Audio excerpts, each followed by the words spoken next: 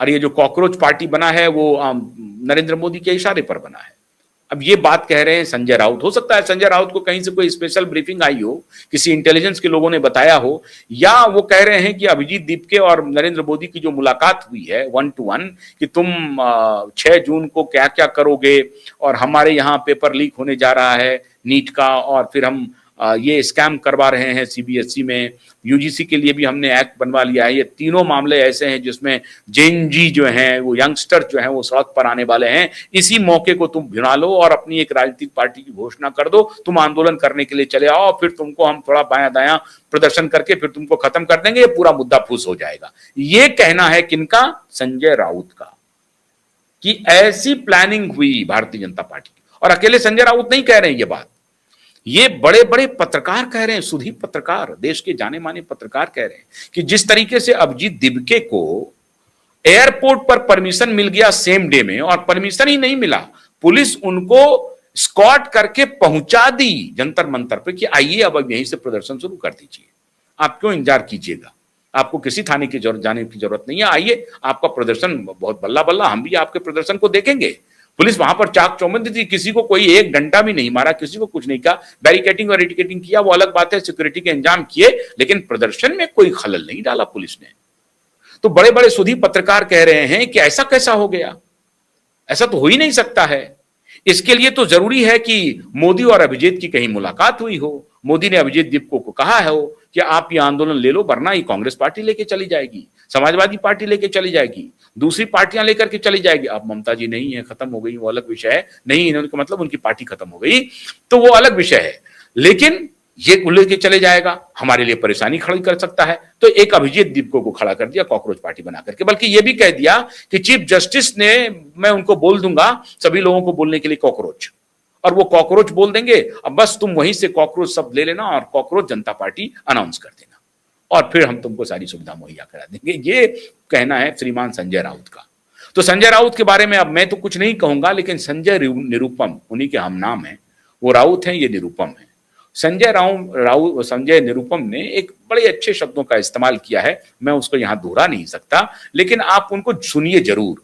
Social media पर वो video मिल जाएंगे आपको, यूट्यूब पर भी मिल जाएंगे आपको, कहीं भी फेसबुक पर, सोशल मीडिया पे, कि संजय निरुपम संजय राउत के बारे में क्या कह रहे हैं, बस इतना ही आपको टाइप करना है, आपको मिल जाएगा वो वीडियो। बाकी हमें बताने की जरूरत नहीं है कि संजय निरुपम क्या कह रहे हैं संजय राउत के बारे में, क्योंकि उन शब्दों का मैं इस्तेमाल नहीं कर सकता हूं जिन शब्दों का इस्तेमाल संजय निरुपम कर रहे हैं संजय राउत के बारे में, तो मैं उस पर कोई टिप्पणी नहीं करना चाहता हूं। लेकिन अब ये जो कवायद है इसी जून महीने से शुरू हुई है और जुलाई में ट्रेड डील साइन होना है। आज भी अमेरिका अपनी ताकत लगा रहा है कि भारत एग्रीकल्चर और डेयरी पर हमारी बात मान ले, मतलब कल अमेरिका का दूध हमें 20 रुपए में मिल सकता है। क्यों? कल अमेरिका का गेहूं, अमेरिका का पनीर, अमेरिका का चीज, अमेरिका का फल सब्जी सब कुछ सस्ते में। भाई 17 घंटे लगते हैं फ्लाइट को वहां से यहाँ आने में, और जहाज आ जाएगा तो फिर बात ही क्या है।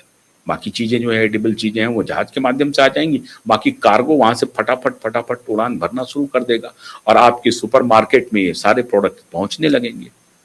20 रुपए किलो दूध मिलने लगेगा, फिर आप दूध खरीदने लगेंगे, फिर चीज खरीदने लगेंगे, फिर फल सब्जी खरीदने लगेंगे, सस्ता मिलने लगेगा आपको, और धीरे धीरे आपकी हालत खत्म हो जाएगी, आपके किसान खत्म हो जाएंगे, और उसके बाद फिर वो कीमत बढ़ाएंगे और फिर आपकी गर्दन पकड़ेंगे। उनकी रणनीति ये है, भारत के किसानों को तबाह करना, भारत के फूड इंडस्ट्री को तबाह करना, भारत के फूड मार्केट को कब्जा करना, भारत के एग्रीकल्चरल बाजार को कब्जा करना, और भारत के दुग्ध उत्पादन को अपने कब्जे में लेना। क्यों? क्योंकि अमेरिका में बड़ी बड़ी कॉरपोरेट कंपनियों की बड़ी बड़ी फार्म हाउसेस होते हैं, फार्में होती हैं जिसमें हजारों गाय, हजारों भैंस इस वहां से उपजता है, और ये कॉरपोरेट कंपनियां ही चलाती हैं। वहां किसान मुश्किल से 1-2% भी नहीं होंगे। तो ये कॉरपोरेट कंपनियों का एग्रीकल्चरल प्रोड्यूस है, और उसी को लेकर के श्रीमान बिल गेट्स यहां पर लॉबिंग कर रहे थे। तो डीप स्टेट कहाँ-कहाँ घुसा हुआ है, इसका आप अंदाजा नहीं लगा सकते हैं। इसलिए ये जून का महीना और जुलाई आखिर तक, जुलाई डेडलाइन है, जबकि भारत और अमेरिका को ट्रेड डील साइन करना है। जून के महीने में थंडर स्टॉर्म बहुत आने वाला है और इस थपेड़े को भी भारत सरकार को झेलना है, खासतौर से मोदी को झेलना है और भारत को भी झेलना है।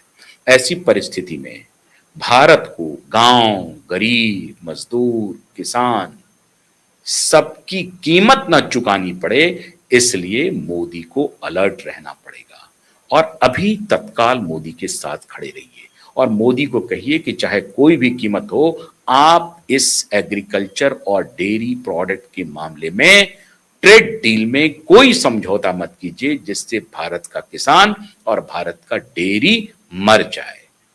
किसी भी सूरत में भारत अपनी संप्रभुता से समझौता नहीं कर सकता और भारत की संप्रभुता भारत के किसानों के साथ है, भारत के डेयरी उद्योग के साथ है। ये दोनों महत्वपूर्ण सेक्टर है जो एग्रीकल्चर से ही जुड़ा हुआ है, डेयरी उद्योग भी। तो भारत की आत्मा कृषि में ही बसती है। आज भी 65 से 70% आबादी गांव में ही रहती है और एग्रीकल्चर ही उनके सोर्स हैं, जीने का साधन है। इसलिए हमें अपनी कृषि को बचाना होगा। जून का महीना बेहद इंपॉर्टेंट है। हमें अपनी सरकार के साथ भी खड़ा रहना पड़ेगा और सरकार को डिस्टेबलाइज नहीं करना पड़ेगा ताकि ये ट्रेड डील डर से न कर लें। तो उन्हें कहें कि आप घबराओ मत, पूरे देश की जनता आपके साथ है। अमेरिका के सामने घुटने नहीं टेकने हैं और अमेरिका को अब उसकी भाषा में समझाने का वक्त आ गया है। ये अब मोदी को करना पड़ेगा। तो खबरदार मोदी जी, आप भी गांव, गरीब, किसान की कीमत नहीं चुकाना है। आपको गांव, गरीब, किसान की कीमत पर कुर्सी चले जाए तो चले जाए, जाने की कोई जरूरत नहीं है। कोई जाएगा नहीं, कोई लेगा नहीं। आप बस मजबूती से कह दीजिए कि हम कृषि प्रोडक्ट पर, कृषि के मुद्दे पर कोई समझौता ट्रेड डील में नहीं करेंगे। अमेरिका हमारा कुछ नहीं उखाड़ पाएगा। तो जून और जुलाई दोनों महीने में सतर्क रहना है। बहुत बहुत शुक्रिया। नमस्कार।